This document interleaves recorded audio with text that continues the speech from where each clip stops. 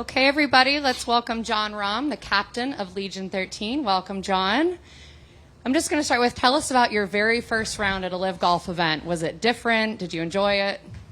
Yeah, it's definitely a little different vibe, but I quite enjoy the music. You know, it's not too different to how we play at home. A lot of us have, especially the people I play with, have golf carts with some pretty powerful speakers. So if anything, it was low compared to what I'm used to.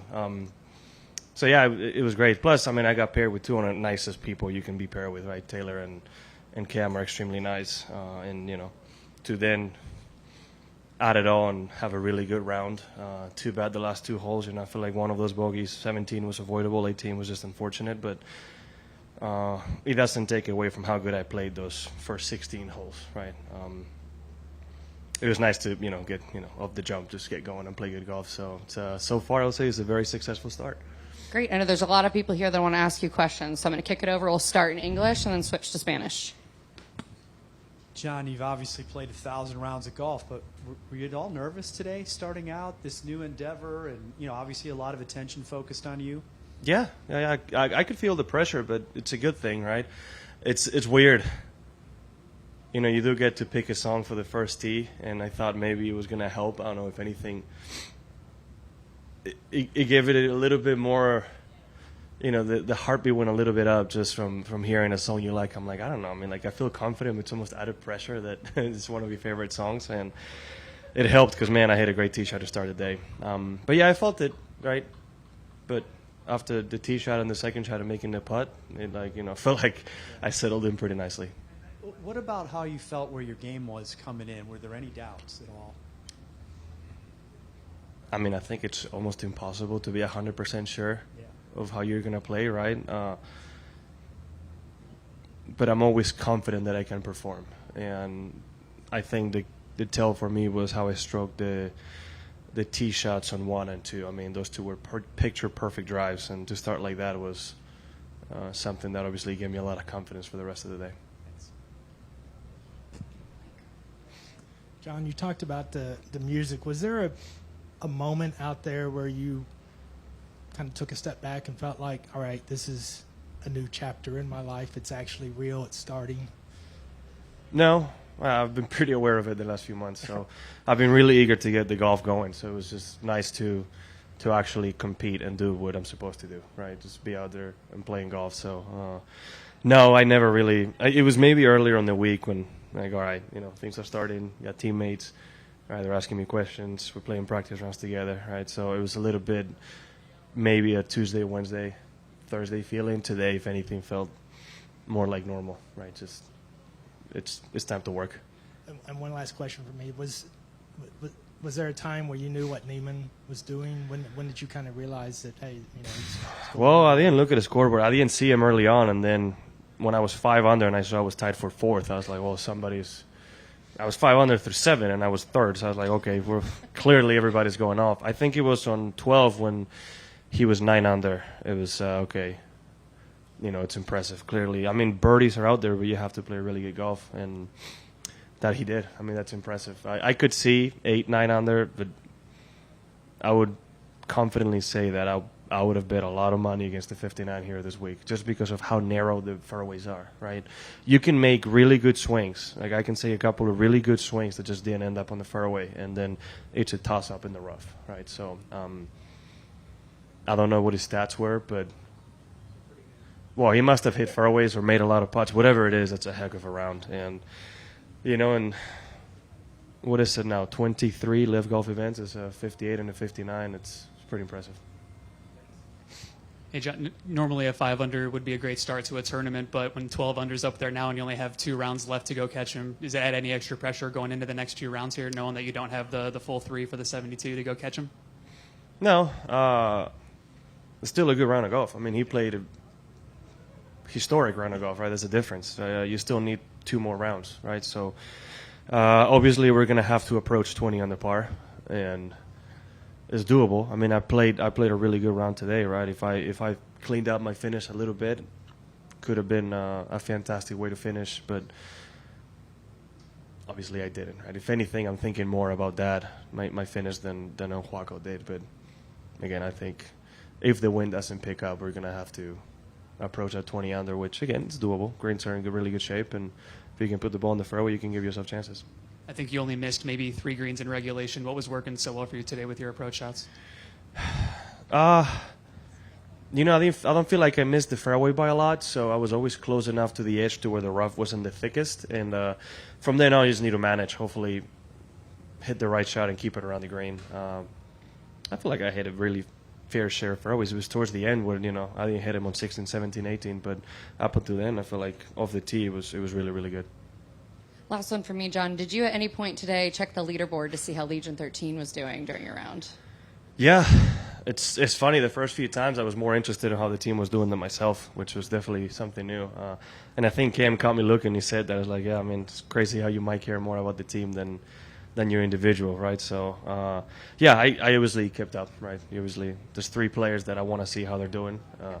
Not their best start, but still 2 more days for them to show what they're made of.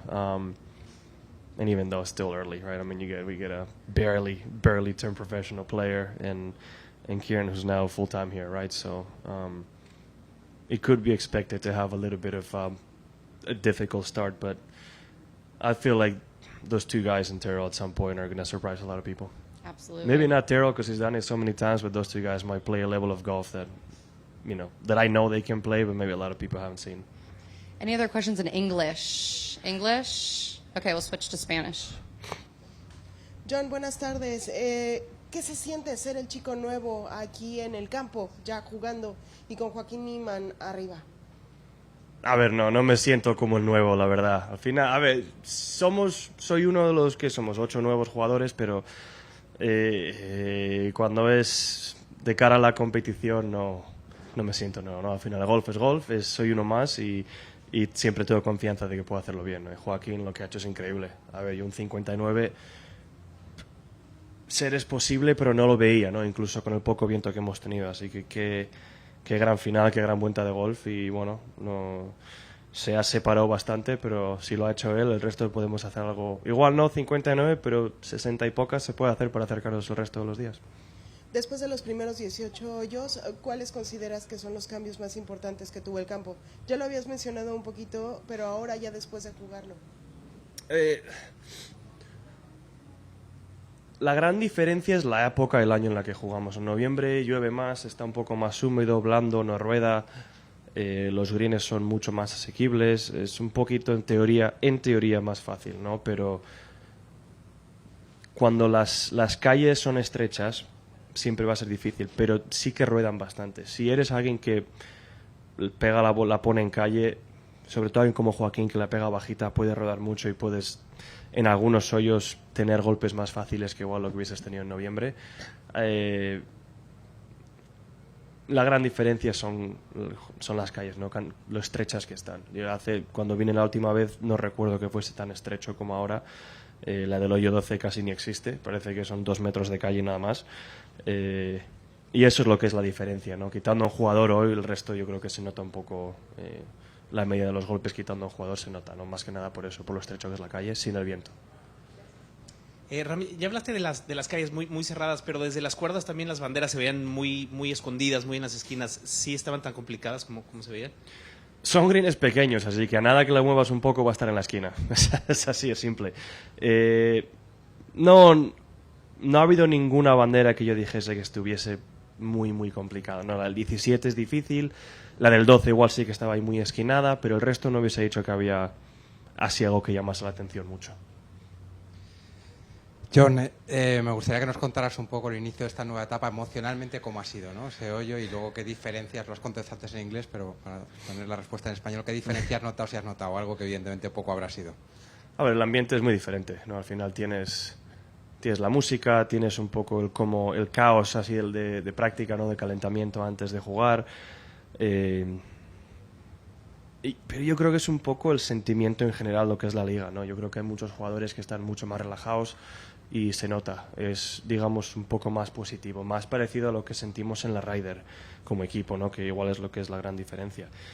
De cara a mí personalmente Pues sí, nervioso en el hoyo 1, ¿no? Al final soy consciente de que igual había cierta atención sobre mí, cómo iba a competir. Y pues nada, empezar con el drive que he empezado me ha calmado muchísimo. Y luego hasta el birdie al 1, qué decir, ¿no? Al final he ido al tee del 2 y es como que estaba tan contento de competir que el resto se me ha olvidado muy rápido. Gerardo? Jon, no sé si recuerdas la última vez que jugaste una competición en Bermudas. Nunca. ¿Es la primera vez que jugabas? Bueno, de amateur, de profesional, no. Y bueno, no sé si pues eso, la música al principio te ha confundido un poco o alterado o no, o te has sentido para cómodo. nada. Sí, es que en casa juego con música, entreno con música, al final no es tan diferente. En algún hoyo sí te das cuenta, pero es un poco ruido de fondo, ¿no? Que es casi que la mitad, digamos que el 70% de la vuelta ni me he dado cuenta de que había música. En el hoyo 1 sí, porque nos hicieron elegir la canción y obviamente soy consciente de la canción que he elegido, pero durante la mayoría de la vuelta casi que no me he dado cuenta. ¿Cuál era? Que yo no tengo ni idea de esto. Mónaco. Ah. Mónaco de Bad Bunny. De hecho lo he elegido esta mañana, o sea, se me había olvidado.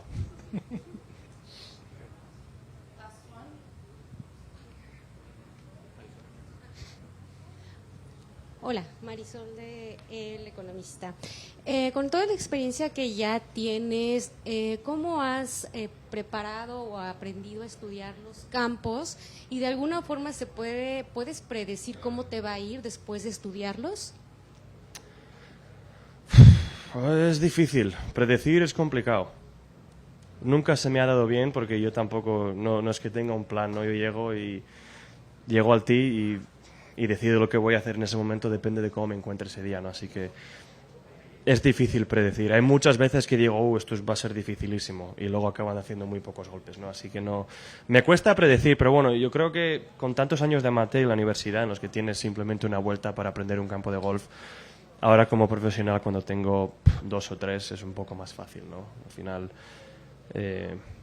un golfista tiene que adaptarse y eso es lo más importante. Por ejemplo, todos los días de entrenamiento hemos tenido un viento, ¿no? Que en el hoyo 1 ha sido a favor y hoy era completamente en contra de lo que hemos tenido todos los días, ¿no? Así que siendo un deporte en el que cambia tanto de casi de hora a hora, de hoyo a hoyo, es difícil predecir lo que va a pasar, muy difícil. Entonces, ¿no eres muy apegado a la data, a las estadísticas?